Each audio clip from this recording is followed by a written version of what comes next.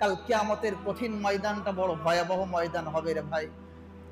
যে ময়দানের দিকে আমরা প্রতিদিন এক পা করে এগিয়ে এগিয়ে যাচ্ছি, যে ময়দানটা হবে না একদম তামার মতো, ময়দানটা পুড়ে তামা হয়ে যাবে, যেমন ইট পুড়ে ঝামা হয়ে যায়।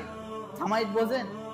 ইট পুড়ে ঝামা হয়ে যায়, ময়দানটা তামা হয়ে যাবে, মাথার উপরে সূর্য উঠবে, নিজের ঘামে মানুষ হাবুডুবু খাইতে থাকবে।